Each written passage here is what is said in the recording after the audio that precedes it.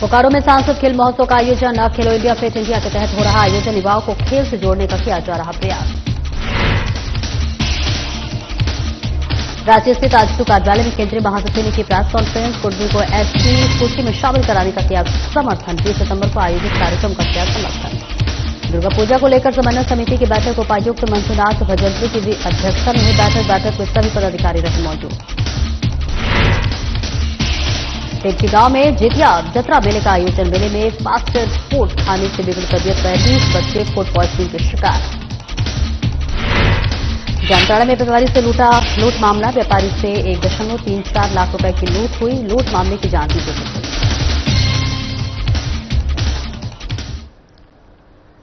नमस्कार, स्वागत है आपका। मैं हूं आपके साथ सपना दीपक मदेशिया। बुलेटिन का आगाज करेंगे। प्रधानमंत्री के आह्वान पर खेलो इंडिया फिट इंडिया के तहत पूरे देश में सांसद खेल महोत्सव का आयोजन किया जा रहा है, जिसके तहत धनबाद लोकसभा में भी सांसद खेल महोत्सव का आयोजन बड़ी धूमधाम के साथ मनाने की तैयारी हो रही है। आज प्रेस वार्ता में धनबाद लोकसभा के सांसद ढोलू महतो ने इसके विषय में विस्तृत जानकारी देते हुए बताया कि यह आयोजन 21 सितंबर से 25 दिसंबर तक चलाया जाएगा, जिसमें कई तरह के खेलों का आयोजन होगा और हर वर्ग के लिए होगा। दिव्यांग लोगों के लिए भी होगा, बुजुर्ग लोगों के लिए भी होगा, युवाओं के लिए भी होगा। उन्होंने कहा है कि इस खेल महोत्सव में लाखों की संख्या में लोग आवेदन करेंगे और आवेदन की प्रक्रिया भी ऑनलाइन होगी। उन्होंने बताया कि इस खेल महोत्सव की संयोजक एंजेला ऑर्चरी सेंटर की एंजेला सिंह है। उन्होंने क्षेत्र के युवाओं और लोगों से यह आह्वान किया है कि मोबाइल का नशा छोड़ें, मैदान की ओर चले और अपने आप को स्वस्थ बनाएं। सांसद ने कहा कि प्रधानमंत्री के इस आह्वान को हम पूरी लगन से सफल बनाने का प्रयास करेंगे।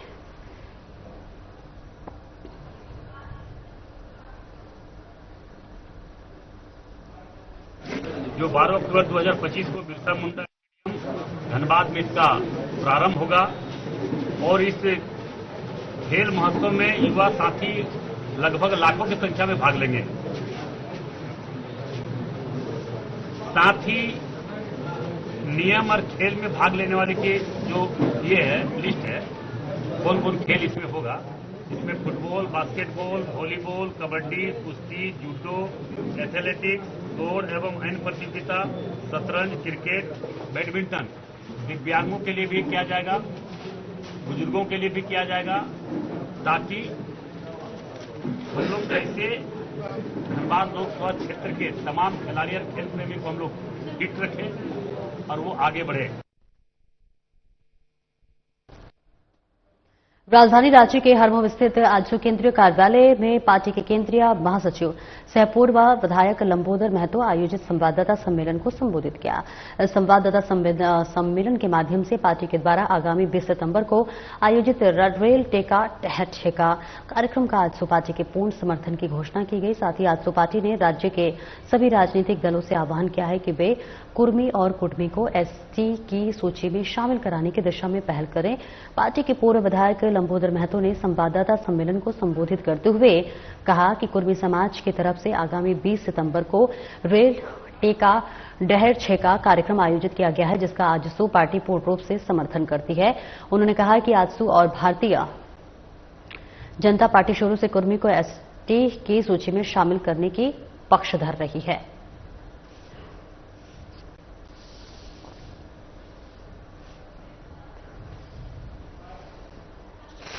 मैं आदिवासी समाज का भी आदर करता हूं, उनका भी स्वागत करता हूं और हर समाज को अपनी बात रखने का, हर समाज को अपनी बात, अपना हक अधिकार रखने का संवैधानिक अधिकार है। कुर्मी समाज अपना हक अधिकार, अभी तो मैंने बहुत सारा तथ्य, बहुत सारा साक्ष्य, बहुत सारा हाईकोर्ट का जजमेंट, गवर्नमेंट का डिसीजन, सारा चीज अभी मैं आप सभी लोगों को अवगत कराया। तो इसके बाद किसी को विरोध करने का कोई औचित्य हमें नहीं दिखता। हम तो चाहेंगे, आप अभी जिस 42 की बात कर रहे हैं, जिस 42 विधायकों की बात कर रहे हैं जिसमें सब लोगों ने साइन किया, उसमें बहुत सारे ट्राइबल एमएलएज भी हैं जिन्होंने कुर्मी की इस मांग को समर्थन दिया है, लिखित समर्थन दिया है कि यहाँ के कुर्मी को अनुसूचित जनजाति में शामिल किया जाए। और अगर हम लोग बात करें तो आदिवासी समाज के बहुत प्रबुद्ध विद्वान डॉक्टर रामदयाल मुंडा जी, कई ऐसे लोग हैं, निर्मल में, जिस तरह से कई विद्वान लोगों का कहना है कि निश्चित रूप से झारखंड के कुर्मी अनुसूचित जनजाति बनने की अर्हताएं रखते हैं। काम करेंगे। अब 2 बजे रात से ही पूरा हजारीबाग चतरा रामगढ़ की जिम्मेवारी मिला है, इसको पार्टी की तरफ से मिला। पूरे हमको लगता है झारखंड में सबसे ज्यादा कुर्मी की जनसंख्या मेरा विधानसभा में, तो आपको दिखेगा भी रेल रोल रुकेगा भी और सरकार झुकेगा भी। कुर्मी ये आप सवाल ही गलत है। कुर्मी एसटी बनना नहीं चाहता, कुर्मी एसटी है। नवरात्रि में अब कुछ ही दिन शेष रह गए हैं, जिसे लेकर तैयारियां अंतिम चरण में है। हजारीबाग शहर में 50 वर्षों से पूजा अर्चना कर रही हुरहुर स्थित श्री श्री दुर्गा पूजा महासमिति इस वर्ष भी माता रानी की भव्य आराधना और पूजा के आयोजन में जुटी हुई है, जिसका जायजा लिया हमारे हजारीबाग संवाददाता प्रमोद खंडेलवाल ने। देखिए। देखिए, झारखंड के हजारीबाग की बात कर रहे हैं और कुछ ही दिन से सब रह गए नवरात्र के। लगातार विभिन्न पूजा पंडालों से हम अपने दर्शकों को रूबरू करवा रहे हैं। पूर्व में हमने दिखाया था शिवशक्ति दुर्गा पूजा समिति मटवारी का वो भव्य पंडाल, और आज हम पहुंचे श्री श्री दुर्गा पूजा महासमिति हुरहुरु के इस भव्य पंडाल में, जो कि एक नुमा एक भव्य पंडाल बनाया जा रहा है। कहाँ की आकृति है, क्या कुछ संदेश देना चाहता है ये भव्य पंडाल, यहाँ के कमेटी के लोग हैं, जानना चाहेंगे। सबसे पहले तो साधना प्लस न्यूज की पूरी टीम की तरफ से ढेर सारी शुभकामनाएं बताइए। कितने वर्षों से वो हो रहा है? सबसे पहले तो मैं साधना न्यूज के जितना भी श्रोतागण है, मैं उनको हार्दिक शुभकामना देता हूँ। दुर्गा पूजा आने वाले हैं, अभी से मैं ये कहना चाहूंगा कि इस वर्ष आपका मंगलमय हो और हमारी पूजा समिति से जुड़े और हमारे कार्यक्रम में शामिल हो। और बात करते हैं कि कब से पूजा हमारे यहाँ हो रही है, तो 1965 से हमारे यहाँ पूजा चली आ रही है और लगातार जो है, केवल कोविड की बात करें तो कोविड छोटे रूप में हमने पूजा किया था, और उस वर्ष को छोड़ दें तो पूरे वर्ष हम लोग पूरे भव्यता के साथ हमने इस कार्यक्रम को और इस उत्सव को मनाया। क्योंकि जिस तरीके से भव्य पंडाल बनाया जा रहा है, हर एक वर्ष जनता को, आम लोगों के लिए नया नया रूप लेकर आ रहे हैं। इस बार क्या होगा? जी बिल्कुल, हर बार हम लोग एक नया करने का प्रयास करते हैं, और इस बार भी हम लोग जो है भव्यता के साथ आप लोग देख रहे हैं कि एक पंडाल का आकृति जो है धीरे धीरे ले रही है। यह जो पंडाल है वो ढाका के स्वामी मंदिर के थीम पर बेस्ड है, जिसमें से हम लोग नया क्या करने वाले हैं, नए लगभग 6 से 7 हम लोग नाव के आकार देने वाले हैं, और उसी नाव पर पूरा पंडाल जो है आपको देखने को मिलेगा। क्योंकि स्वाभाविक सी बात है, 50 वर्षों से, पिछले 50 वर्षों से पूजा अर्चना की जा रही है, नया नया प्रारूप दिया जा रहा है पंडाल को। उसी तरीके से अगर भीड़ की हम बात करें तो भीड़ को नियंत्रित करने के लिए महिलाएं के रूप में काफी व्यवस्थाएं की है। जी बिल्कुल, हम लोग समिति के सदस्यों की पहली प्राथमिकता यही होती है कि जो भी श्रद्धालुगण हमारे यहाँ आए, उनको किसी भी तरह का समस्या का सामना नहीं करने पड़े। उसके लिए हम लोग क्या करते हैं कि लगभग 25 से 30 वॉलंटियर्स होते हैं, जो लगभग 10-10 मीटर पर खड़े होते हैं, हाथ में डंडे होते हैं, गले में आई कार्ड होते हैं, विसिल होते हैं, और दूर से इंडिकेशन देते हैं, जिसमें से हम लोग 2 वे में बात करें तो आने और जाने के लिए अलग लाइन की व्यवस्था करते हैं। और अगर हम लोग मंदिर में प्रवेश की बात करें तो वहाँ पर महिलाओं के लिए अलग प्रवेश द्वार होती है और पुरुषों के लिए अलग प्रवेश द्वार होती है। दर्शकों से क्या कुछ अपील करना चाहते हैं? दर्शकों को मैं यही बोलना चाहता हूँ, जिस तरीके से आपने अभी तक श्री श्री दुर्गा पूजा महासमिति गुरु हजारीबाग को देखते आए हैं, इस वर्ष भी आपसे हम निवेदन करेंगे कि आप हमारी समिति में आएं और इस भव्य पंडाल का आनंद लें। बिल्कुल स्वाभाविक सी बात है, उत्साह उमंग, क्योंकि कुछ ही दिन शेष रह गए नवरात्र के, और ये उत्साह उमंग जज्बा लोगों में, कार्यकर्ताओं में, समिति के पदाधिकारियों में साफ नजर भी आ रहा है।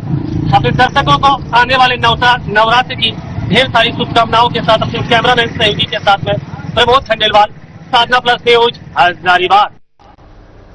उपायुक्त सह जिला दंडाधिकारी बाची मंजूनाथ भजंत्री द्वारा 18 सितंबर 2025 को कार्यालय कक्ष में आगामी दुर्गा पूजा 2025 और सड़क सुरक्षा के लिए अंतर विभागीय समन्वय से संबंधित बिजली विभाग, पथ निर्माण विभाग और पेयजल स्वच्छता विभाग के वरीय पदाधिकारियों के साथ अहम बैठक आयोजित की गई। इस बैठक में अपर जिला दंडाधिकारी विधि व्यवस्था, सभी कार्यपालक अभियंता और कनीय अभियंता विद्युत पथ निर्माण, पेयजल विभाग, जिला नजारत उप समाहर्ता डॉक्टर सुदेश कुमार उपस्थित रहे। जहां उपायुक्त ने संबंधित सभी पदाधिकारियों को सख्त निर्देश देते हुए कहा कि दुर्गा पूजा के दौरान श्रद्धालुओं की सुरक्षा सबसे अहम है, साथ ही उन्हें दर्शन में कोई कठिनाई न हो, इसके लिए निश्चित रूप से सुनिश्चित कर लें।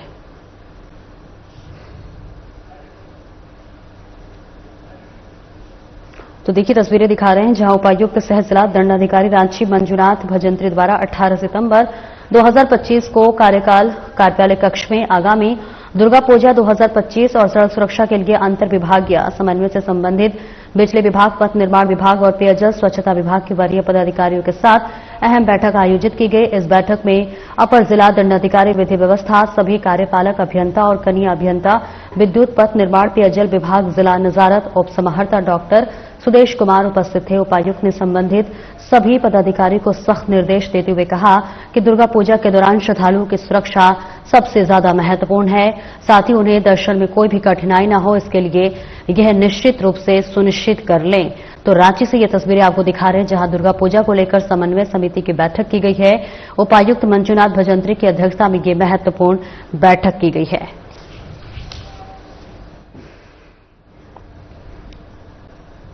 और आगे बढ़ेंगे जहां Indian Institute of Coal Management यानी कि IICM कांके रांची में कार्यरत ठेका श्रमिकों की दयनीय स्थिति और उनके साथ हो रहे लगातार अन्याय के खिलाफ IICM श्रमिक संघ ने आज एक आपात बैठक कर तीव्र आक्रोश व्यक्त किया है। बैठक की अध्यक्षता संघ के अध्यक्ष अजय राय ने की।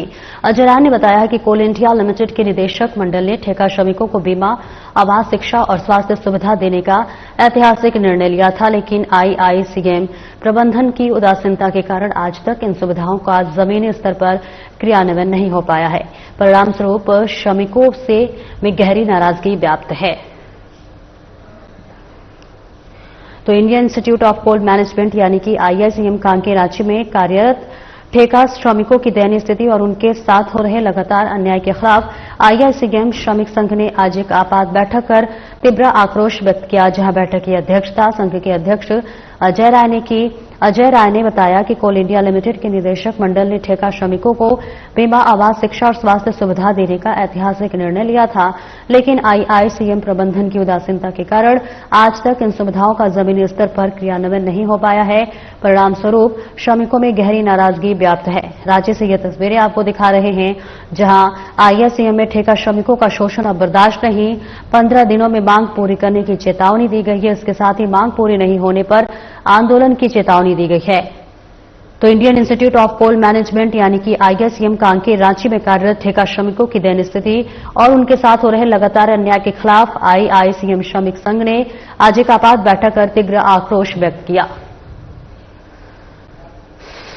आवास बहुत सारी समस्याएं जो है मजदूरों का है, ठेका मजदूरों का है। यहाँ पर किसी को ये ग्रेजुएटी बोनस नहीं दिया जा रहा। वहीं पर अभी तक जो वेतन भुगतान है वो नहीं हो पा रहा है। मतलब यहाँ की गरिमा को एकदम पूरी तरह खत्म करने का यह प्रयास हो रहा है। और निश्चित तौर पर यहाँ के जितने जो अधिकारी है, पदाधिकारी हैं, उनको से ये सोचना है, कोल इंडिया को यह सोचना है कि जिस तरीके से 1994 से लगातार ये लोग यहाँ पर कार्यरत हैं, लेकिन इनके लिए सुप्रीम कोर्ट का कोई आदेश जो है वो यहाँ मान्य नहीं होगा। कोल इंडिया का जो आदेश है वो मान्य नहीं होगा। जो आज यहाँ पर कोल वेजेज मिलना चाहिए था वो इनको नहीं मिल पा रहा है। जो अन्य जो सुविधाएं जो कोल इंडिया की तरफ से प्रोवाइड जो होता है ठेका मजदूरों को, वो इनको प्रोवाइड नहीं हो रहा है। और आगे बढ़ेंगे जहां लातेहार सदर प्रखंड से महज 15 किलोमीटर की दूरी पर अवस्थित आदिवासी बहुल टेमकी ग्राम में चली आ रही रीति रिवाज और को निभाने के लिए जितिया पर्व के उपरांत आदिवासी जितिया अजरा मेला का आयोजन आदिकाल से होता हुआ चला आ रहा है। जहां आपको बता दें, आयोजित इस मेले में आदिवासी समाज के दूर दराज से बसे आदिवासी ग्रामीण एकजुट होते हैं, नाच गान करते हैं, खाते पीते हैं और एक दूसरे का हाल जानते हैं। आयोजित इस मेले में विगत कुछ वर्षों से आधुनिकता प्रवेश कर रही है और ऐसे में जहां व्यवसाय चाउमीन, चिली जैसे फास्ट फूड की दुकान सजाते हैं, जिसे देखकर आदिवासी बच्चे आकर्षित होकर अपने परिजनों से खाने के लिए दवा बनाते हैं। ऐसे में ठीक यही हुआ। बीते मंगलवार को टिमकी ग्राम में जितिया जत्रा मेला का आयोजन किया गया था। मेले के उपरांत दूसरे दिन बुधवार को आदिवासी समुदाय के लोग अपने अपने गांव में नाच गान कर रहे थे। इसी दौरान 5 से 6 वर्ष के छोटे आदिवासी बच्चे कुल 35 दुकान में बिक रहे चाउमीन खरीदकर खाने से बीमार हो गए। बच्चे लगातार उल्टी करने लगे। परिजन ने आनन फानन में लातेहार सदस्य अस्पताल बुधवार रात्रि 8 बजे के करीब लाया गया, जहां बच्चों को अस्पताल में भर्ती कराया गया। इलाज जारी है उनका। और ऐसे में मामले पर गुरुवार किसी सुबह 11 बजे सदर अस्पताल लातेहार के चिकित्सक जेपी जायसवाल ने बच्चा रोग विशेषज्ञ ने बताया कि बच्चे अब नॉर्मल हो चुके हैं, सभी की स्थिति सामान्य है, जल्द ही छुट्टी दे दी जाएगी।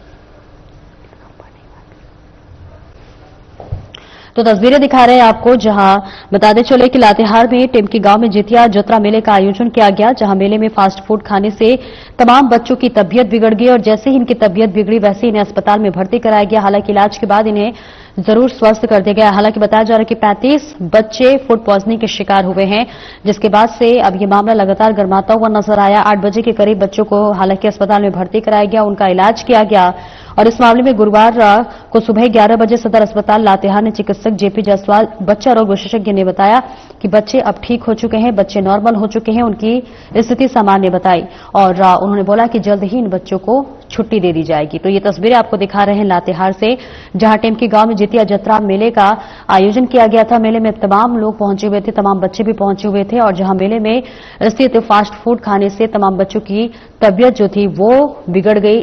कम से कम यहां 35 बच्चे फूड पॉइजनिंग के शिकार हो गए, जहां तबीयत बिगड़ते ही उन्हें सदर अस्पताल लातेहार में भर्ती कराया गया, जहां उनका इलाज किया गया और जो डॉक्टर ने बताया कि जल्द ही इन्हें छुट्टी दे दी जाएगी।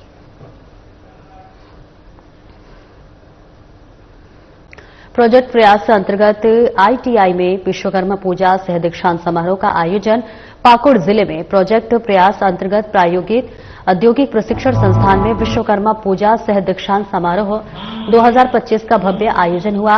कार्यक्रम का शुभारंभ उपायुक्त मनीष कुमार, जिला नियोजन पदाधिकारी राहुल कुमार और आरजेडी जिलाध्यक्ष महावीर मड़ैया ने संयुक्त रूप से दीप प्रज्वलित कर किया। उपायुक्त ने युवाओं को नियुक्ति अवसरों के लिए तैयार करने और प्रतियोगी परीक्षाओं की तैयारी करने और रक्तदान में भाग लेने की प्रेरणा दी। उन्होंने तकनीकी शिक्षा और कौशल विकास को आत्मनिर्भरता का मूल बताया। कार्यक्रम में प्रधानाचार्य, प्रशिक्षक, विद्यार्थी व गणमान्य लोग मौजूद रहे।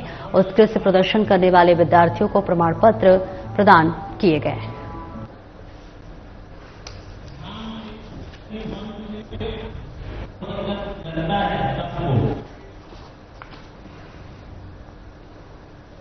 मारवाड़ी अग्रवाल समाज के द्वारा प्रतिवर्ष की तरह इस वर्ष भी महाराज अग्रसेन जयंती बड़े ही हर्षोल्लास और धूमधाम के साथ मनाई जाएगी। समाज की तरफ से आयोजित इस महोत्सव की शुरुआत गुरुवार को अग्रसेन भवन में दीप प्रज्वलन और पुष्पांजलि अर्पण के साथ हुआ। कार्यक्रम के दौरान समाज के वरिष्ठ जनों और बुजुर्गों को सम्मानित किया गया। वहीं बच्चों की प्रस्तुति ने दर्शकों का मन मोह लिया।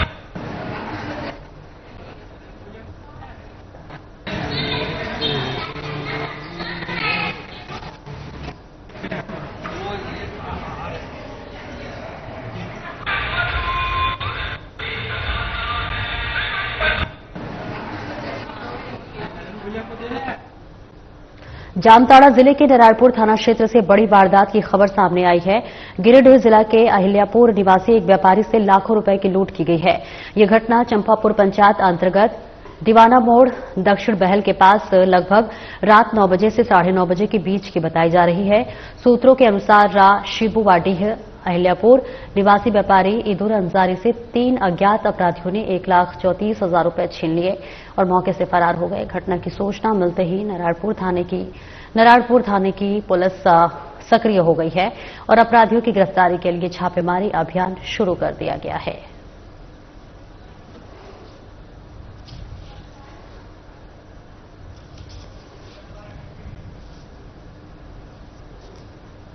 आगे बढ़ेंगे। धनबाद जिले के निरसा थाना क्षेत्र अंतर्गत हरिया जाम कॉलोनी के पासम ग्रामीणों ने गाय चोरी कर ले जाते समय एक तस्कर को पकड़ लिया, जबकि तस्कर के अन्य साथी मौके से फरार हो गए। पकड़ा गया चोर पांड्रा बस्ती निवासी हलीम शेख के रूप में हुआ है, जहां ग्रामीणों ने तस्कर की जमकर पिटाई कर दिया। हालांकि गाय चोरी करने वाला तस्कर आरोप को नकारता रहा और इस बीच मौके पर लोगों की भारी भीड़ जुट गई। स्थानीय ग्रामीणों ने पुलिस को सूचना दिया। पुलिस मौके पर पहुंची और गाय चोर को हिरासत में लेकर थाने ले आई।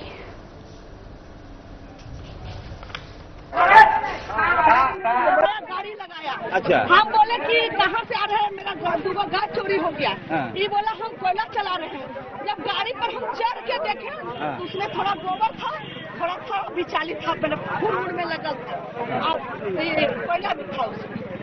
ये मेरा गाय ले गया, यही 1 घंटा बाद बाहर हुआ ये गाड़ी से हम लोग का देखा तो हम माँ बेटी थे, पहला चल गया 1 बजे रात में, मैंने खोदते मैंने 12 बजे मेरा गाय ले गया, खोदते सुबह कर दिए।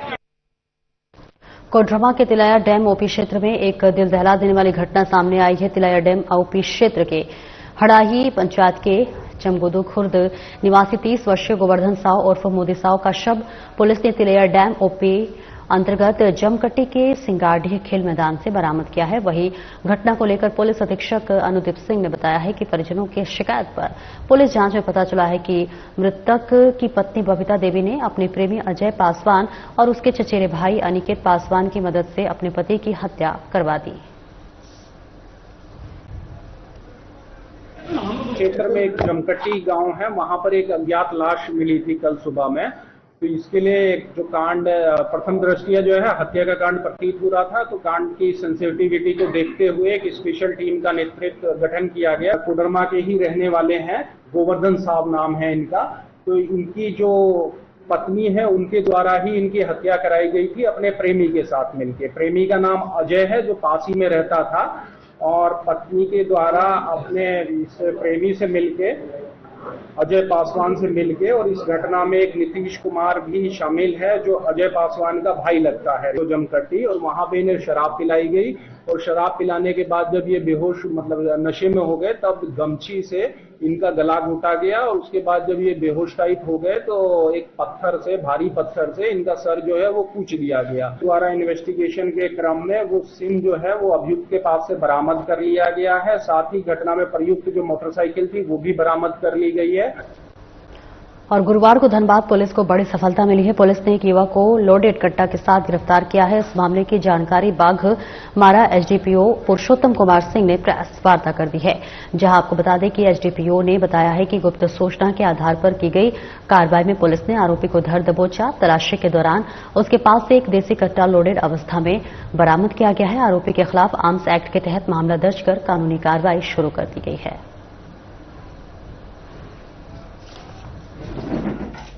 दिनांक 17/9/2025 के मध्य रात्रि में सुनारडी ओपी क्षेत्र में एक अपराधकर्मी की गिरफ्तारी की गई है।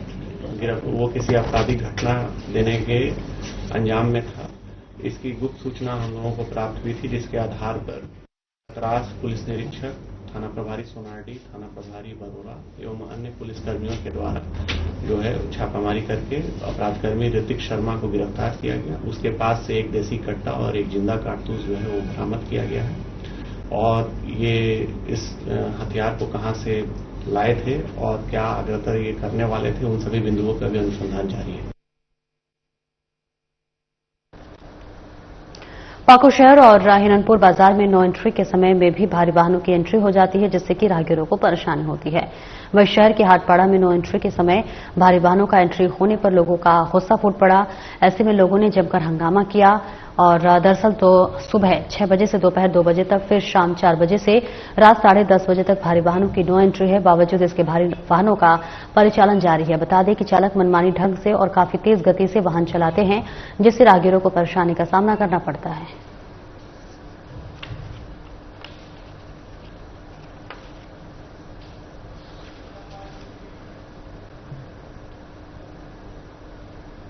साहिबगंज जिले के सूर्या सुपर स्पेशलिटी हॉस्पिटल में इलाजरत महिला की मौत के बाद अस्पताल परिसर में जमकर हंगामा देखने को मिला। दरअसल घटना को लेकर बताया जा रहा है कि सोमवार को उसे प्रसव के लिए अस्पताल में भर्ती कराया गया था और इसके बाद रिंकी देवी ने जुड़वा बच्चे को जन्म दिया।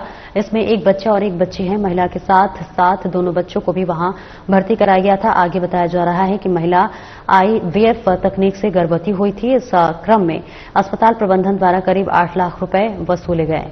महिला के जेठ रंजन यादव ने अस्पताल के चिकित्सक पर लापरवाही का आरोप लगाया है। उनका कहना है कि अस्पताल झोलाछाप चिकित्सकों के भरोसे चल रहा है। 2 बजे की रिंकी की मौत हो गई है, लेकिन उन लोगों को उससे मिलने नहीं दिया गया। शाम में और राशि जमा करने का दबाव बनाया जा रहा था। वहीं हंगामे की गंभीरता को देखते हुए पुलिस प्रशासन अलर्ट हो गया है।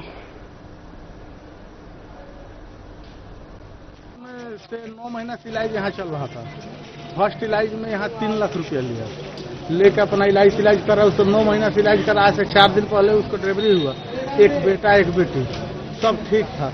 आज भी 3 साढ़े 3 बजे हम आए हैं यहाँ पैसा जमा करने। उस समय भी बोला सब ठीक है, लेकिन हमको शक था कि कुछ गड़बड़, लेकिन बोला नहीं ठीक है।